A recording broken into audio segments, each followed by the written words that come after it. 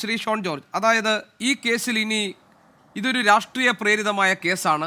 ഇതിൽ മുഖ്യമന്ത്രി ആയിരുന്ന ഇപ്പോഴത്തെ പ്രതിപക്ഷ നേതാവ് പിണറായി വിജയന്റെ മകളെ ഇതിൽ കുടുക്കി പിണറായിയെ ലക്ഷ്യമിട്ട് ഇ ഡി ഉപയോഗിച്ച് നടത്തുന്ന BJP-യുടെ രാഷ്ട്രീയ നീക്കമാണ്. ഇതാണ് CPM-ന്റെ നേരത്തെ മുതൽ തന്നെയുള്ള പൊളിറ്റിക്കൽ സ്റ്റാൻഡ്, ലെഫ്റ്റ് പാർട്ടീസിന്റെ. അതവിടെ നിൽക്കട്ടെ.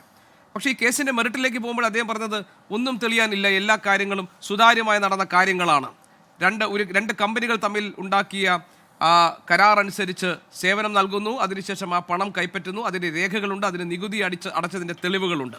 ഇനി ഇതെങ്ങനെയാണ് കള്ളക്കണക്കായി മാറുന്നത് എന്നാണ് അദ്ദേഹത്തിൻ്റെ ചോദ്യം. അതിന് ഭാഗമായി അദ്ദേഹം മാത്യു കുഴൽനാടൻ നൽകിയ കേസിന് എന്ത് സംഭവിച്ചു എന്ന കാര്യം ചൂണ്ടിക്കാണിക്കുകയും ചെയ്തു. ഇതോടുകൂടി പ്രശ്നം അവസാനിച്ചു. ശ്രീ ഷോൺ ജോർജ്,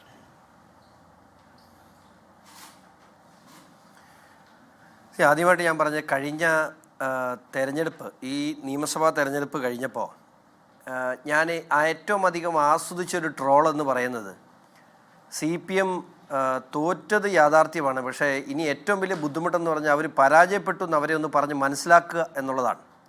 ഞാൻ ഈ കഴിഞ്ഞ തെരഞ്ഞെടുപ്പിന് ശേഷം ഏറ്റവും അധികം ആസ്വദിച്ചൊരു ട്രോളാണ്. തോൽവിയാണ്. ഇപ്പം ഞാനും കഴിഞ്ഞ നിയമസഭാ തെരഞ്ഞെടുപ്പിൽ പരാജയം ഏറ്റുവാങ്ങിയ ഒരാളാണ്.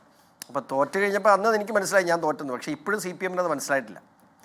ഇപ്പോൾ ഇവിടെ ഇത് കഴിഞ്ഞ 2 വർഷക്കാലമായി കേരളത്തിലെ 3.5 കോടി ജനങ്ങൾക്ക് ബോധ്യമായ ഒരു കാര്യം, വീണ വിജയൻ സേവനമൊന്നും നൽകാതെയാണ് ആ കമ്പനിയിൽ നിന്നും പണം കൈപ്പറ്റിയെന്ന് സഖാക്കൾ ഒഴികെ സഖാക്കൾക്കും ബോധ്യപ്പെട്ടു. അതാണല്ലോ കണ്ണൂർ പോലെയുള്ള കോട്ടകൾ, CPM കോട്ടകൾ തച്ച് തകർത്ത് ആ വോട്ടുകൾ മറ്റു മുന്നണികളിലേക്ക് ഒഴുകിയ സാഹചര്യം ഉണ്ടായത്. പക്ഷേ അത് ഇപ്പോഴും സഖാക്കൾക്ക് മനസ്സിലായിട്ടില്ല. അവിടെ CPM-ൻ്റെ ഇപ്പോഴും ഞാൻ കൃത്യമായി പറയുന്നു, പിണറായി വിജയൻ്റെ പ്രൈവറ്റ് ലിമിറ്റഡ് കമ്പനിയായിട്ട് CPM മാറി. നല്ല സഖാക്കൾ ആരും എവിടെയും പ്രതിഷേധിക്കാൻ പോയിട്ടില്ല. പ്രതിഷേധിക്കാൻ പോയവരൊക്കെ നല്ല ക്രിമിനൽസാണ്. അദ്ദേഹം പറഞ്ഞു കുറച്ച് പ്രവർത്തകർ അവിടെ പ്രതിഷേധിച്ചു. പ്രവർത്തകരല്ല, CPM-ൻ്റെ സംസ്ഥാന സെക്രട്ടറി മുതൽ ജില്ലാ സെക്രട്ടറി മുതൽ MLA-മാർ മുതൽ MP-മാർ വരെ നേതൃത്വത്തിലാണ് ഈ പ്രതിരോധം തീർത്തതും ഈ അക്രമങ്ങൾക്ക് നേതൃത്വം കൊടുത്തതും. എന്തിന്? ഈ വിഷയത്തിൽ വളരെ കൃത്യമായി തന്നെ പറയാം, കലാപാഹ്വാനമാണ് ED-യുടെ റെയ്ഡിന് ശേഷം മുഖ്യമന്ത്രി പുറത്തിറങ്ങിയെന്ന് പറഞ്ഞത്. ഇതിനു മുമ്പ് അദ്ദേഹം കലാപാഹ്വാനം നടത്തി ഓർക്കുന്നുണ്ടോ? രക്ഷാപ്രവർത്തനത്തിൻ്റെ പേരിൽ ഇത് രക്ഷാപ്രവർത്തനമാണത്, കേരളത്തിലുടനീളം തുടരണമെന്ന് DYFI-യോട് ആഹ്വാനം ചെയ്തു പിണറായി വിജയൻ. അതുപോലെ തന്നെ ഇന്നലെ പറഞ്ഞു, നമ്മൾ ഒരുമിച്ച് പ്രതിരോധിക്കല്ലേ, അതായത് ഇനി ED വന്നാൽ നമ്മൾ ഒരുമിച്ച് പ്രതിരോധിക്കണമെന്ന് അദ്ദേഹം ആഹ്വാനം ചെയ്തു.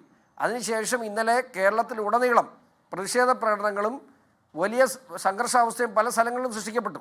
ഇതൊക്കെ സത്യം പറഞ്ഞാൽ ഇന്നലെ പിണറായി വിജയൻ്റെ പ്രസ്താവനയ്ക്ക് കലാപാഹ്വാനത്തിന് കേരള പോലീസിൽ തൻ്റെ ഇടമുണ്ടെങ്കിൽ കലാപാഹ്വാനത്തിന് കേസെടുക്കണം.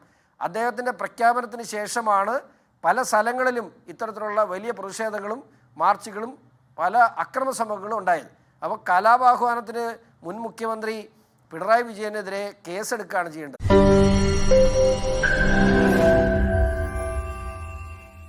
ലോകത്തെവിടെയായാലും ഏത് സമയത്തും 24 വാർത്തകളും ഓഗ്മെന്റഡ് റിയാലിറ്റി പാക്കേജുകളും എക്സ്പ്ലെയിനറുകളും വിശദമായി കാണാൻ ഞങ്ങളുടെ YouTube ചാനൽ നിങ്ങൾക്ക് സബ്സ്ക്രൈബ് ചെയ്യാം.